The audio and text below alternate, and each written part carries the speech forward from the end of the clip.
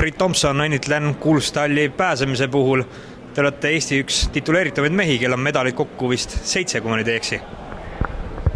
Jah, ega ma nendest loetleda pole vaja, aga 7 tükki on jah, nendelt EM-idelt, MM-idelt ja olümpialt.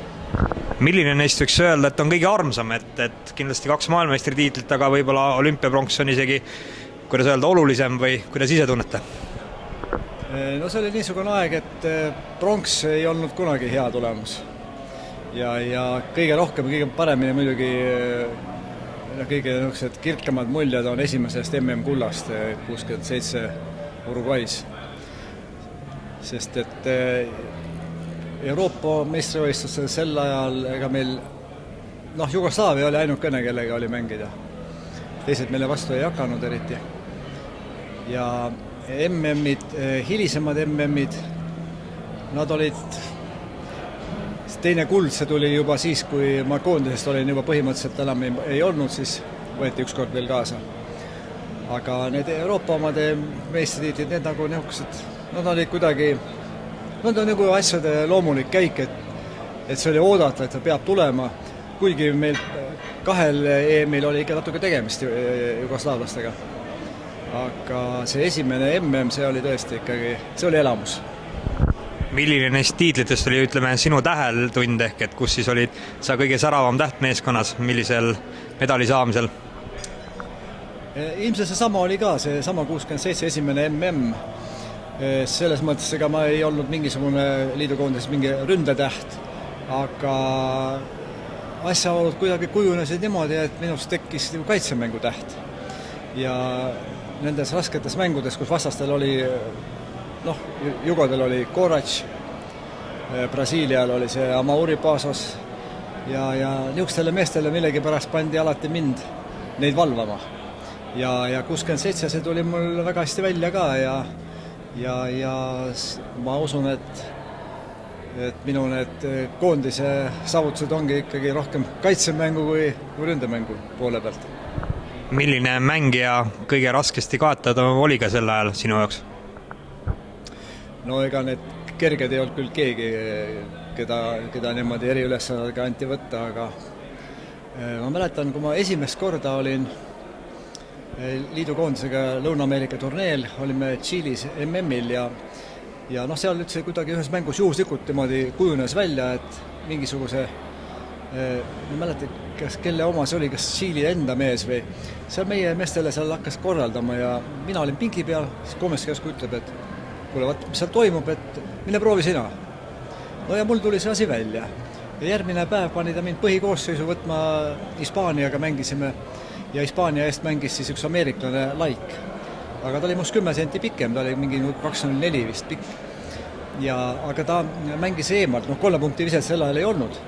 Aga visati ju ikkagi ka nii kaugelt. Ja tema viskas nii kaugelt peale ja ta tegelikult oli keskmängija. Ma ütlesin, kuule, Aleksandr Jakovitš, et ta rolib keskele minu vastu, et siis on probleeme. Ei ole midagi. Ja oligi, ta ei tulki millegi pärast, ei läinud sentrisse minu vastu ja väljas ma sain taga täiesti hakkama ja siis, kui me selle samal turniis oli alagrupp ja finaalis, siis ta pani mind juba kohe Korrasit võtma ja siis pani ka seda Amauri Pasust võtma. Aga Korrasiga ma sain hästi hakkama, aga esimene kord, kui ma see kohtumine selle brasiilasega oli, see mind lollitas. Ta tegi need pivotte nii osavalt. Keeras selja ja siis kadus kusagile poole ära, mul oli kõvasti tegemist, aga nii et see on mulle väga hästi meelde jäänud, eri ülesannete mitte täitmine. Sama pika korvpallikarjäärile tagasi vaadates milledagi ka kahetsed, et midagi saavutamata või jäi mõnel turniiril käimata või jäi välismaal mängimata või midagi muud?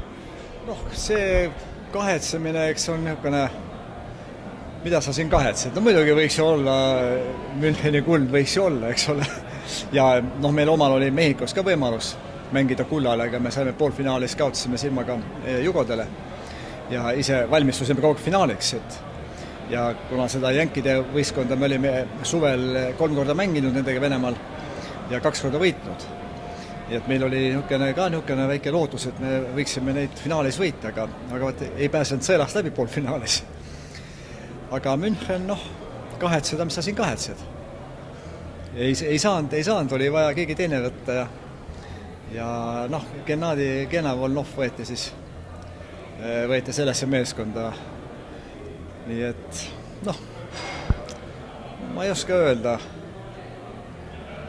Eks ta natukene selle esimesel hetkel, ma mäletan, siis oli küll nukker, kui treeninglaagris mingil hetkel öeldi, et Kondrassin kutsus, et kuule, et sa võid koju sõita, umbes nii. Siis oli nukker, aga pärast, kui see juba nad võitsid ja siis oli see juba nagu üle elatud ja erilist niukest kahjutunnet ei olnud, aga ilus ta muidugi oleks, kui ta kollektsioonis oleks niuke medal ka. Millega teda Priit Tomson tänasel päeval, kas korvpall on veel jätkuvalt elus tähtsal kohal?